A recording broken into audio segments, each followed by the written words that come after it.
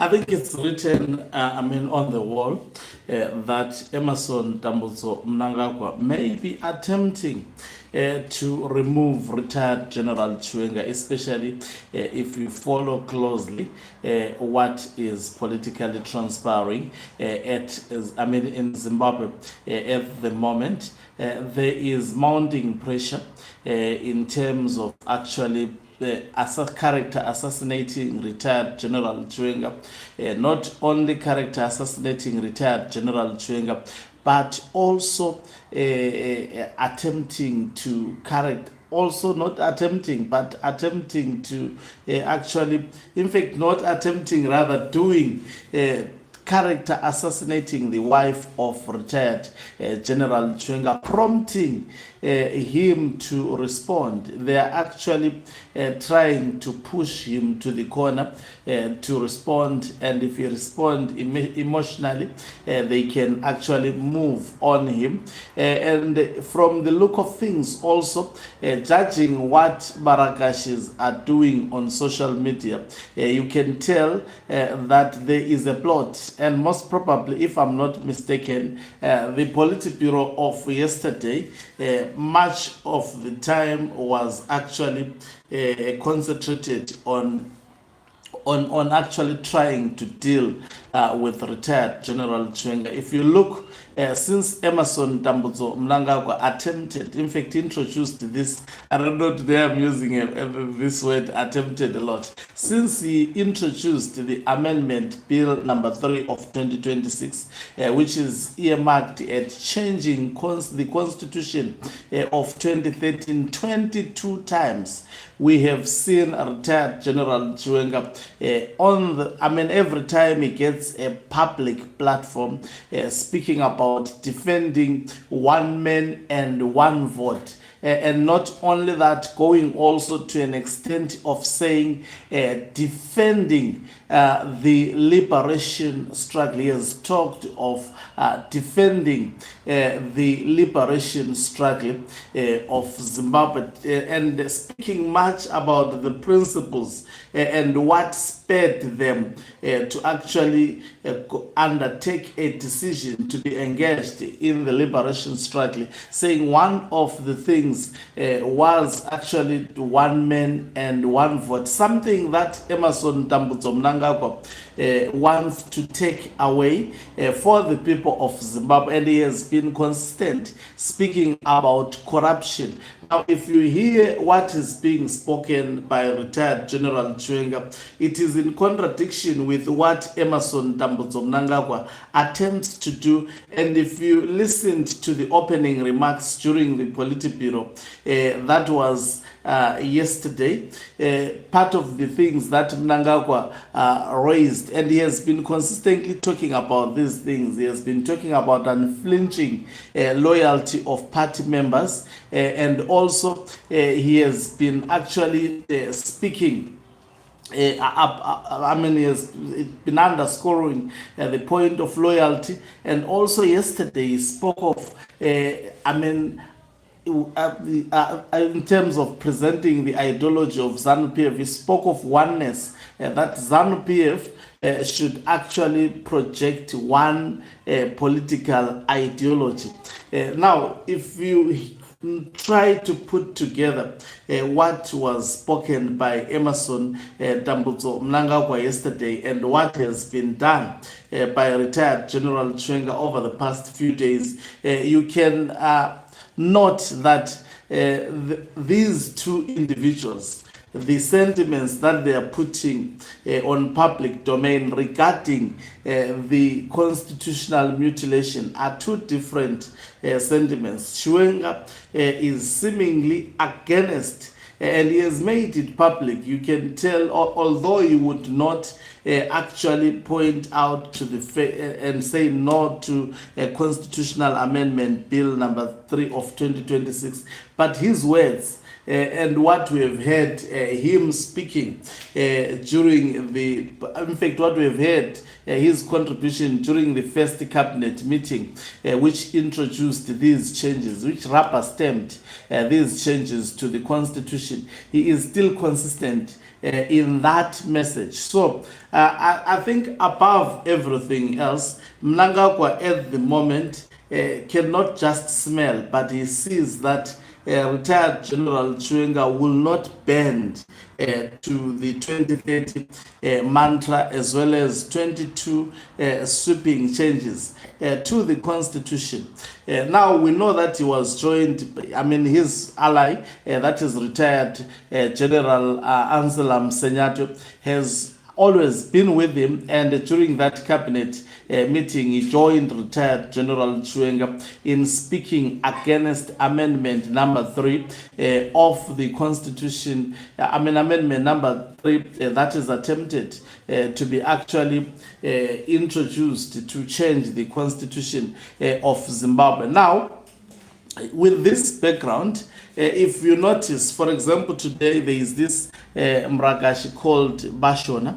He actually posted something about the Ministry of Sports. Not only did he post, but also he depicted that the Ministry of Sport has been actually shortcoming when it comes to the construction of the National Sports Stadium, and not only stopping there, but going further to call for actually Emerson Dambudzo Mnangagwa to act on the Minister of Sports. And he calls what is happening. He called what is happening at the National Sports Stadium as actually, he says, this is sabotage of Vision 2030 of Emerson Dambudzo Mnangagwa. In simple terms, he was saying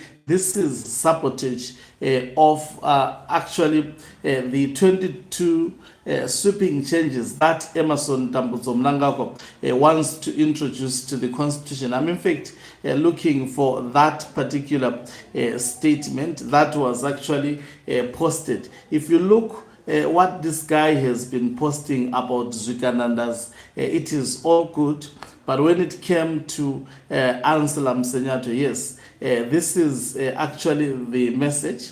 He says, Your Excellency, is called Bashona. Your Excellency, Comrade Iti Mrambwi, we kindly ask for your intervention on this matter.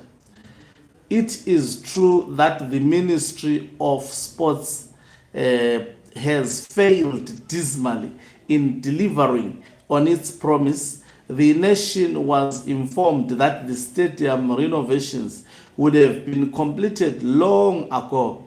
Yet to this day, there is nothing tangible to show. Sports contribute significantly to the growth of our nation, including boosting tourism and creating economic opportunities. I say no to the sabotage of Vision 2030.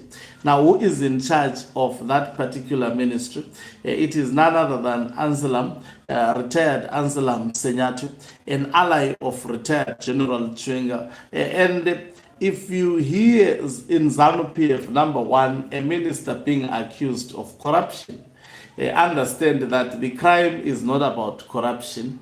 The crime is about something that he may have done, especially to the institution that is leading Zimbabwe, that is the bedroom of Emerson Dambudzo Mnangagwa. Now, before Sanyatwe opposed Constitutional Bill number 3 of 2026, there was no talk of him being incompetent. So now he is spoken battle as it is by these Barak. Remember, Barakashis, they are actually working on behalf of Emerson Dambudzo Mnangagwa.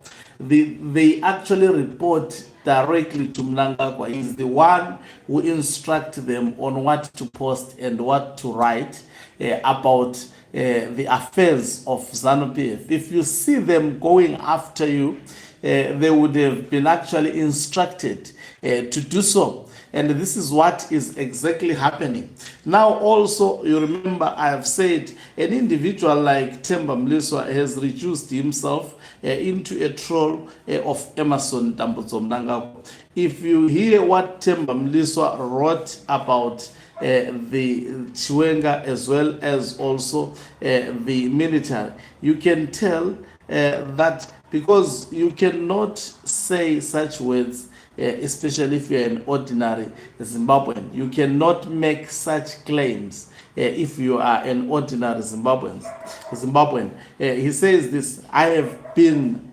reliably informed of a clandestine gathering that took place 2 days ago. Who informed him? That's the number one question. And who is Themba Mliso to receive such information?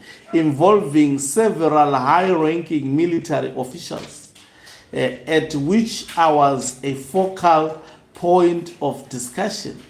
The meeting attendees later visited the VP's place. So now, if we listened enough to Blessed Keza said Themba Mliso was paid by Emmerson Mnangagwa to character assassinate retired General Chiwenga. And ever since Blessed Keza released that information, we have seen consistent attacks on retired General Chenga. Not only are these barakashis focusing on only retired General Chenga and Anselm Sanyatwe, they are also going after the wife of retired General Chenga, especially this account that is written Bete, which it's at Bete 263. If you look at what this account says about the wife of retired General Chiwenga, it says all bad things about the wife of retired General Chiwenga. I remember actually reading this to you some days ago. I mean, no one, an ordinary citizen, cannot speak in such a manner about retired General Chiwenga if that person is not protected by Emmerson Mnangagwa. Now, they speak in such a manner, these faceless characters on social media, because they are actually sent to do so. Now, for example, this person is actually Mrakash, but he's using, the person I'm speaking about is using a fake account. Let me just switch off my light to show you. I hope the picture would be clear what I'm trying to demonstrate. You see this picture that is shown of retired General Chiwenga crying. This is posted by a Mrakash.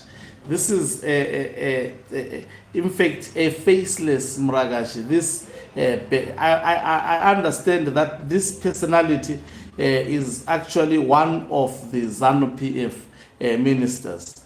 He says, listen to what he says: used the constitution back then to say it's not a coup, ndezwe kugadzirisa nyika.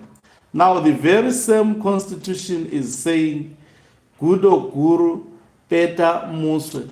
You can't make this up. Banga rawacheka naro ndiro rabaguchekao. The game of politics is ruthless. So this is a Mrakash. These are people actually who shares the post of ZANU-PF accounts. So which means this person is a known person, and he has been up in arms attacking retired General Chiwenga left, right, and center. I mean, for days now, portraying him as a corrupt person, portraying him as someone who is actually used by foreigners to actually go after the regime of Emmerson Mnangagwa and all sorts of bad things. I can attest to, because this person is a ZANU-PF person, and I strongly believe he is also a minister of ZANU-PF. He shares everything that is actually written by Barakashi. If there was such a person on X, writing or releasing such information about Emerson Mnangagwa, I'm telling you, the Marakashis would be up in arms against such a personality. So you can tell what now Mnangagwa is attempting to do to provoke retired General Chenga through his wife, and also to provoke Anselam Sanyatwe. And from the look of things, there is high probability that these two individuals have military backups. You can hear, okay, if we are to borrow what Themba Mliso has said, that military generals met and they were discussing about Themba Mliso.